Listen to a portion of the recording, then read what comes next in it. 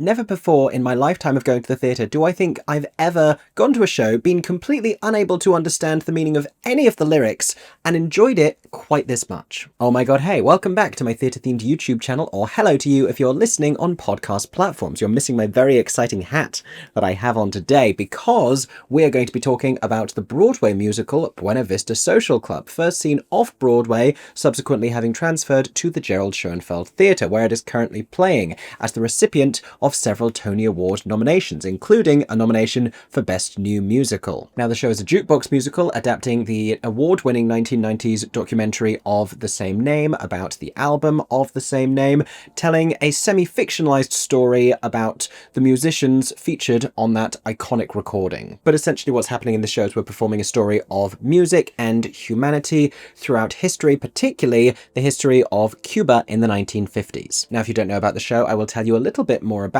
it, how it works, and why it's quite so special, why people are responding to it so much, and why it has so many Tony Award nominations. I'll tell you all of that in today's full review. If you have seen this already, either on or off Broadway, I would love to know what you thought of it. Let me know your thoughts on Buena Vista Social Club in the comments section down below. And if you enjoy listening to mine, make sure you're subscribed here on YouTube, turn on those notifications so you don't miss any of my upcoming reviews. There are more Broadway shows this season for me to head over and check out. I'm going to be back in New York very soon, seeing the rest of them. If you don't want to miss those, make sure you're subscribed here on YouTube or following me on podcast platforms. And to stay completely up to date, go follow me on Instagram. While you're at it, push the boat out. In the meantime, my needlessly wide-brimmed hat and I are going to tell you all about Buena Vista Social Club.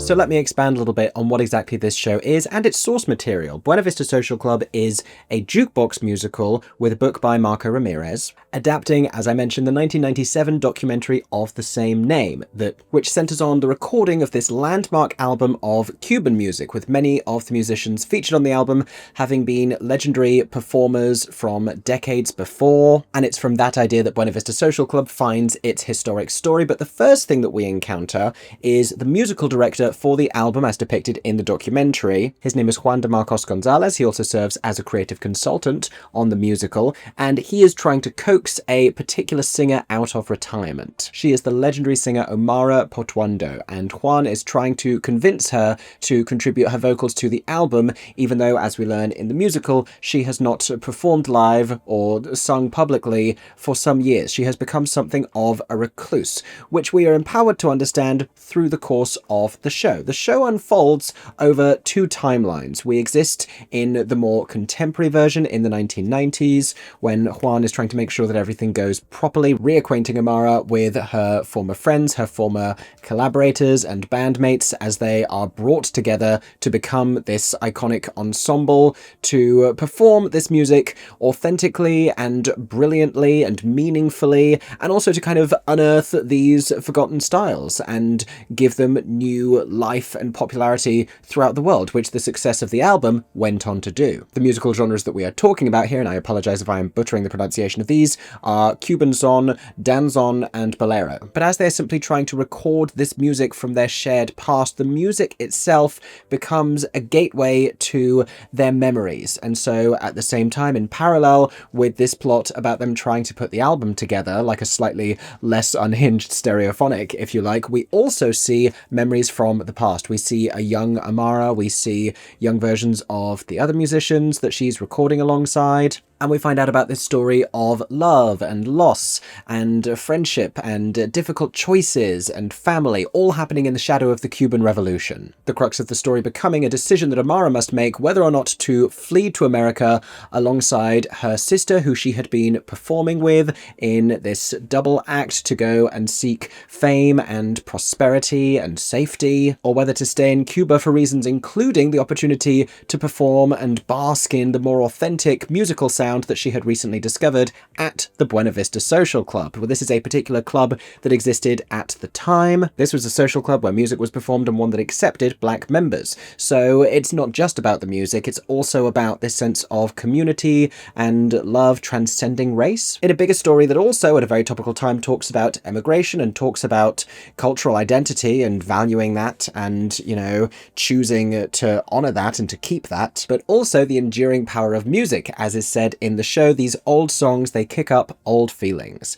And that is more or less the conceit of Buena Vista Social Club. Now, I mentioned that this is a jukebox musical. These are all long since written, long since recorded songs, and they are all performed entirely in Spanish, which is a little interesting because obviously if you go to this show as a native Spanish speaker or someone familiar with this music, then you will have some sense of what the lyrics are conveying here. But they are also, for the most part, diegetic, which is to say that when characters sing in this musical, it's because in the world that they exist in, they are actually singing. They are actually performing. They're in a recording studio or they're in a club, rather than in musicals like Les Miserables, where people are singing their feelings, but they're not really singing within the context of that. And so because these songs are diegetic, we don't necessarily take it as read, those of us who don't speak Spanish in the audience, that the lyrics they're saying are acutely personal, though there are times when they become so, when there is overlap between the words of the song or even just the musical mood of the song and its sort of forlorn,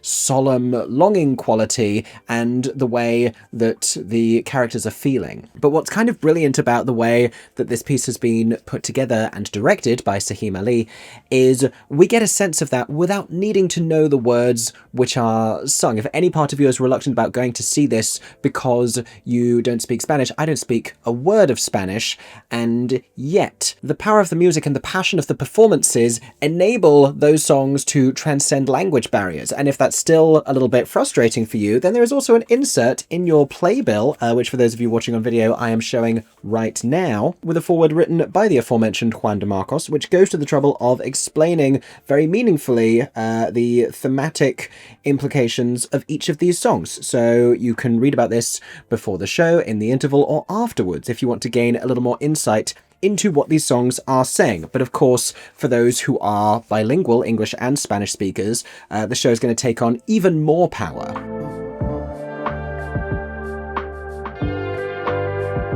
And there is also a tremendous authenticity to that. And this is a topic I want to have a little bit of a conversation here with Buena Vista Social Club particularly, because I really value the idea of authenticity in storytelling, and this has that in some ways and doesn't in others, and quite deliberately so. And not that I don't absolutely love when characters burst into song in musical theatre, of course I do, what are we even talking about? But there's something about the way that the songs are performed in Buena Vista, where some of them are just incidental, that those songs that do then have an emotional weight to them, they feel even more powerful than if every single song were to mean something, which can have a quality that can start to feel a little generic. It becomes a much more almost show-stopping moment when one particular song is performed and there is a real heaviness to it. You can tell that it takes on a far greater meaning than it ought to. At the same time, while I love that the songs are performed in Spanish, I do also understand, and I've heard this from a couple of people, the notion that the whole show really ought to be performed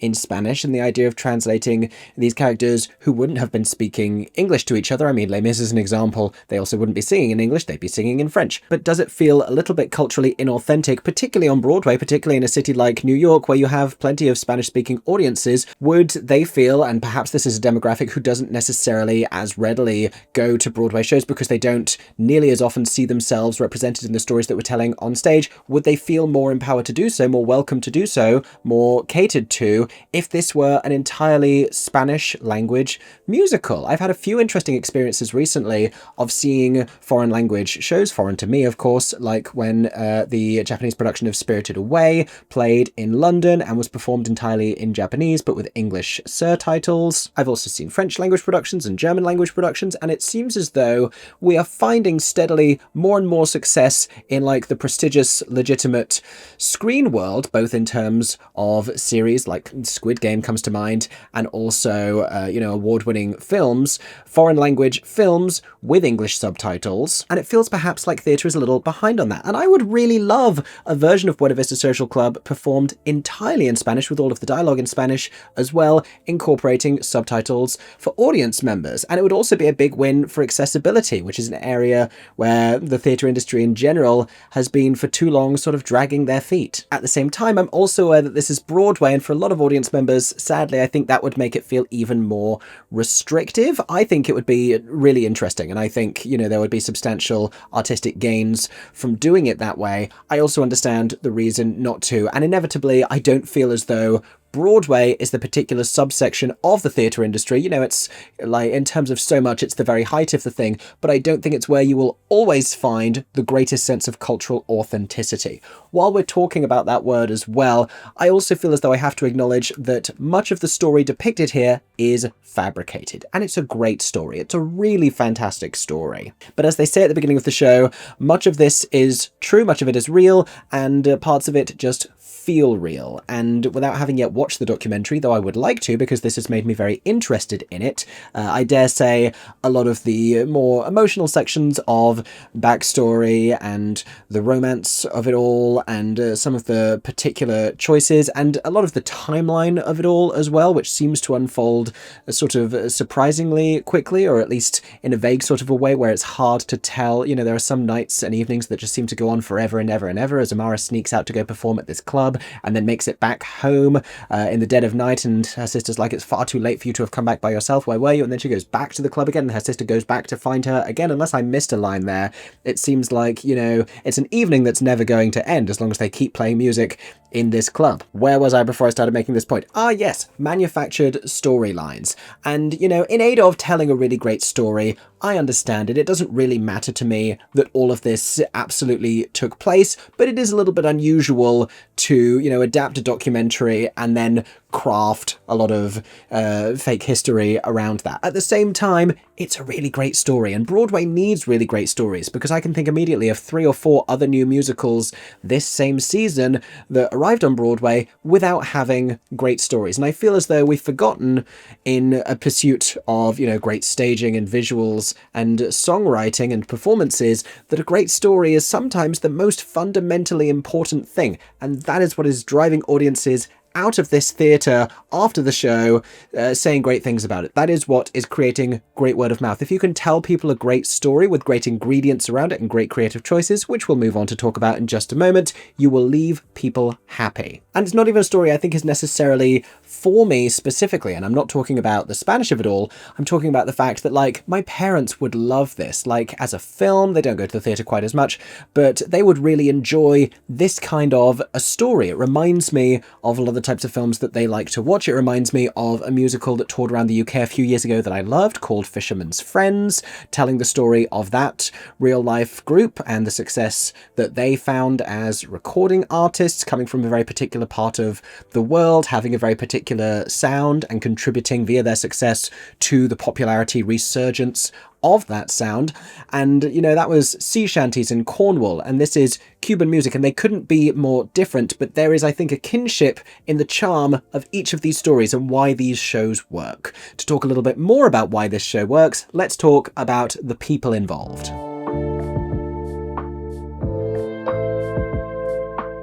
So I do think the most enormous quantity of praise has to go to Sahim Ali, who explicitly developed and directed the show. And in terms of crafting this narrative that moves between these different timelines, that utilizes this music as a storytelling technique, one that, you know, they know not everyone in the audience is going to be able to understand, the clarity with which the story is told through that, but also, you know, even in that sort of put to the side, the music is the main character here. That's the really interesting thing. And Amara is the closest thing that we have to a protagonist. But in terms of the story of the present day of the album, we feel very close to her because it's all hinging on her involvement. And that's the thing that, you know, they're going back and forth about. She is a little reluctant to participate in the album, and then they get her in the studio and she hears the music, and she is indifferent even then to some of the orchestration choices and the way that the music has been adapted for the album. And she says, why on earth would you have a flute in that? And then there's a beautiful, really cool moment when she hears the flute solo for the first time, and her reaction to it is so spectacular and it's so energizing. It's just wonderful. It's this moment of creative genius coming together, and you can see her being newly inspired by the music all over again, just as she was in the flashback scenes. However, more and more memories of the time returning to her then see her, you know, battling with the decision of whether or not to actually contribute to this album and to continue being involved in the recording process. But we also follow a host of other characters as well, and so she's the closest thing that we have to a central character because she is key to the story throughout, but it's also an ensemble piece, and that in conjunction with stage time I think is why the actress portraying older Amara, whose exceptional performance we will talk about momentarily, has been nominated as Best Featured Actress in a Musical. There is no one leading performer in this show, and it's Amara's story, but it's also a story of the music, and the music is empowered to be the central character. I'll give you another example of this. At the top of the second act, we find the most show-stopping sequence in the entire show. By far, this gets the biggest response out of anything that happens. We see the band members rolling forwards on this piece of staging, on this gorgeous set, down to the front, and playing this music passionately and brilliantly and with undeniable enjoyment and thrill and artistry all at the same time. And to see them on stage, not hidden down below the stage, not back up in a box somewhere, which admittedly is a trend we're seeing in more and more Broadway shows this season. They love to show you the band. I'm looking at you, Maybe Happy Ending. I'm looking at you, Boop. I'm looking at you, Smash. There are plenty of them that have been doing it. They love a band reveal moment, but none of them are doing it better than Buena Vista Social Club. And it is so exciting. I studied, fun fact about me that I never often talk about, I studied the classical guitar, which is sort of like Spanish guitar vibes, for more than a decade of my life. And so to get to see and hear that performed, and performed really, really well, it was just so thrilling. I'm going to tell you about everyone involved in the music of this show. They've also been nominated for a special Tony Award. In fact, no, they've been given a special Tony Award. It's not a nomination. They are going to receive one for the extraordinary musical contribution that is, their efforts in Buena Vista Social Club. Now, Marco Paglia is the music director, also responsible for orchestrations and arrangements. The composer David Yazbek, interestingly enough, also is listed here as a creative consultant. As I already mentioned, is Juan de Marcos. We also have additional arrangements by Javier Diaz and David Oquendo, and sound design, of course, integral to all of this, by Jonathan Deans. And it would feel completely inappropriate not to tell you about all of the brilliant musicians who perform this standout moment of the show. So we have music supervisor Dean Chernow, we have music director on conductor piano Marco Paglia, who I already mentioned, the associate music director on guitar David Oquendo, who I also mentioned. We also have Renesito Avich, Gustavo Schatz, Javier Diaz, Roman Diaz, Mauricio Herrera, Jesus Ricardo, Eddie Venegas, Hedy Paz, and Leonardo Reina. I'm so sorry if I butchered the pronunciation of any of those names, but they are fantastic musicians. And, it's not only a very honest moment because there's no story happening over the top of this, we are just spectating extraordinary musicianship, but it's also thrilling. There is such an exciting quality to it. We are all wrapped in attention at the start of this second act, and then everyone just explodes in joy afterwards. It's amazing. And it does also make you ask questions about your theatrical experience. You have to question with the whole thing that you're able to engage emotionally to such an extent with this show, even though you can't understand the lyrics, which we always talk about being incredibly important. Bad lyrics are always a big problem for me. Why then is it not an issue if, I can hear the sound and the poetry of these words linguistically, but I don't understand any of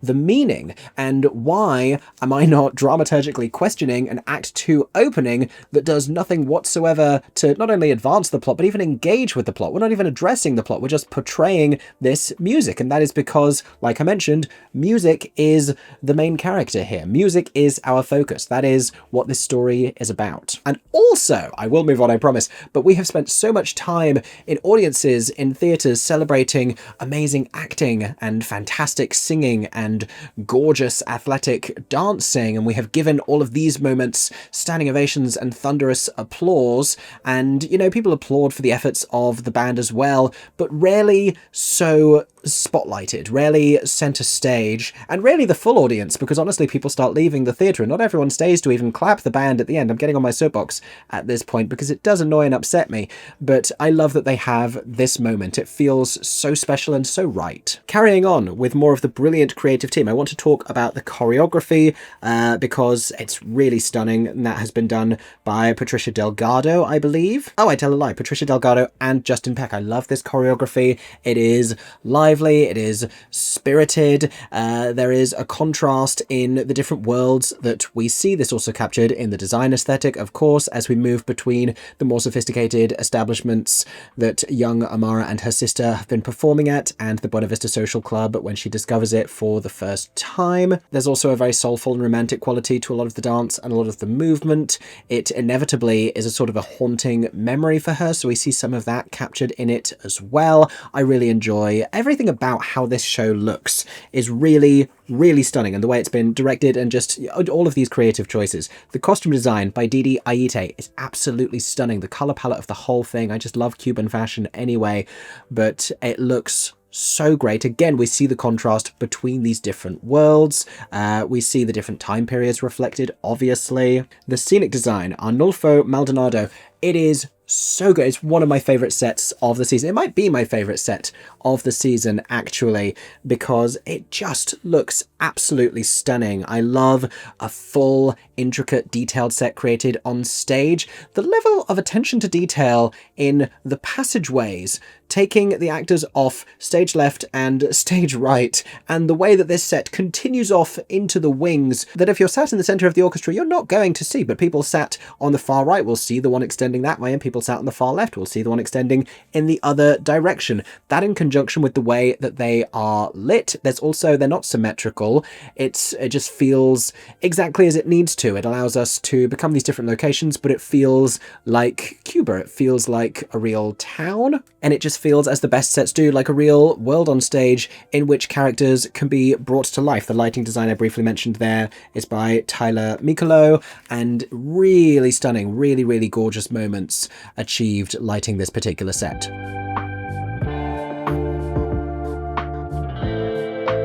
Finally then, let's talk about these performances in this brilliant company, this terrific ensemble cast, multi-talented actors, musicians, singers. Natalie Venetia Belcon plays Amara in the 1990s time period of the show, so older Amara. And it's an extraordinarily thoughtful performance with subtleties to die for, and there is so much that she doesn't say and that she doesn't bring to the surface. When we first encounter her, she is sat in this chair that may as well be a throne. She has this regal presence to her, and what she does, what she conveys to us in very little dialogue, is this sense of presence and this slight magic about her. The reverence that the other musician characters have for her is very clear, but there's also, like I mentioned, a haunted quality, one which effervesces over the course of the show more and more to the surface as we learn more and more about her history and the circumstances which brought her here and the things that she chose to keep and the reasons why she chose the path that she did and the things that she inevitably had to give up. I would go as far as to call it a career-defining performance for her. I think she's absolutely exceptional, but brilliant work done, of course, as well by the actress who plays younger Amara. Her name is Isa Antonetti. The two of them both sing absolutely beautifully, but she has that other essential quality here in telling this story, the story of an individual whose artistry endured, but who had to contend with all of the difficult realities of the time that she lived in, the circumstances that she lived through. So Isa, as younger Amara, gets to play the thrill of discovering this music for the first time and the challenge of having to navigate the decisions that came afterwards in real time also. But she again just has that special star quality that an audience can really tell on stage. Ashley De La Rosa and Justin Cunningham both giving very impassioned performances as Amara's sister Heidi and as the music director Juan de Marcos respectively, with the rest of our cast of characters essentially being completed by three other musicians, and we meet the younger and older counterparts of each of them. They are the real-life musicians Ibrahim Ferrer, Ruben Gonzalez, and Compay Segundo. Ibrahim is portrayed when he is older very movingly by Mel Seme, when he is younger by Wesley Ray, who gives a very charming performance of the young man who gets closer to Amara than perhaps anybody else, and also sings very beautifully. The equally charming Compay is portrayed when he is younger by Devon T. Moody and when he is older by Julio Monga, who does a lot of the narrative work in terms of getting Amara to where she needs to be and reminding her of the past and kind of subtitling some of her moments of recalled grief and regret. And he also, in that later timeline, as we learn about the other characters and the way that their lives have gone, reacquaints Amara with another of their friends, Ruben. Ruben, who when we meet him in the recording studio, is not infused with the same brilliant, lively quality that he had as a younger man, who it seems is sadly experiencing the symptoms of some sort of a dementia. And there's a really lovely moment in which hearing the music again and having the opportunity to carve out something of a melody on the piano again kind of reawakens this familiarity in him, as music has been proven to do for so many people. That's just another way, just like with that flute solo moment, that Buena Vista really cherishes and uplifts the power of music in its storytelling. Ruben is portrayed as a younger character by Leonardo Reina and as an older character by Reinaldo Batista Sterling, and there's a really profound sensitivity to Reinaldo's performance, and Leonardo, the virtuosic piano playing and the wit, and I mean of all of these characters, the sense of joy that they create and command as they are making music together for the first time in the original Buena Vista Social Club that would go on to inspire the album, to inspire the documentary, to inspire the Broadway musical that it has now become. This is a really lovely show. I think it is guaranteed to delight a very particular demographic of audience, and even though I'm not part of that audience, I really enjoyed it as well. I would encourage everyone to go and see it at the Schoenfeld Theatre. It's a brilliant piece of musical storytelling with some extraordinary artistry, with a wonderful ensemble cast, and like I said, more important than anything else, it's just telling a really great story, and how we have missed those. And that's ultimately what I go to the theatre for every single time. If this sounds like something you would enjoy, make sure to go and check out Buena Vista Social Club on Broadway. Stay tuned to find out how many Tony Awards it's going to win, alongside the one that they've already received for their brilliant musical work. If you want all of the updates on that, make sure you're subscribed here on YouTube or following me, because you know I'm going to be talking about the Tonys as they approach. In the meantime, I hope that you enjoyed this review. I would love to hear what you thought of Buena Vista Social Club in the comments section down below. Please feel free to share your thoughts, and if you want to hear more of mine about other Broadway shows, make sure you click the button that looks like a bell and turn on notifications so that YouTube lets you know every time I share a new video. Thank you so much for listening to this review. I hope that everyone is staying safe and that you have a stagey day. For 10 more seconds, I'm MickeyJoTheatre. Oh my god, hey, thanks for watching, have a stagey day. Subscribe!